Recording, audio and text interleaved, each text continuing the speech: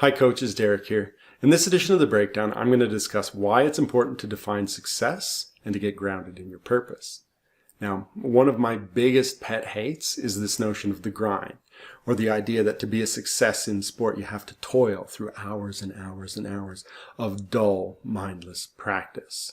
Yes, sport like anything can be tedious and monotonous at times, but the reason that coaches and players start to think of it as a grind is because they're too afraid to be innovative and they let sameness set in.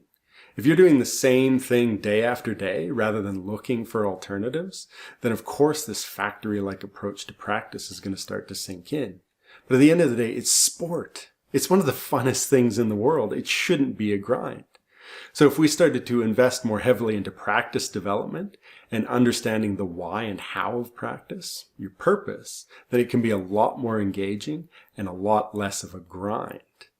To make this shift in mindset, you need to take a step back and figure out where you want to be.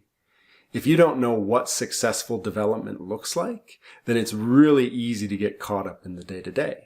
But if you've got a clearly defined purpose, you know what successful development means for you, and you figured out where you want to be, then you're going to be way better off.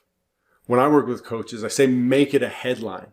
Put it at the top of your practice plan so that you can constantly see where you want to be going. If you've got it at the top, then it acts as a beacon or a reference point so that you can see if what you're doing every day aligns with your purpose. Don't let it slip into the background. Remember, out of sight, out of mind. That's it for this edition of The Breakdown. If you want to learn more, go to www.derekpanchuk.com and subscribe. Thanks, coaches, and keep growing.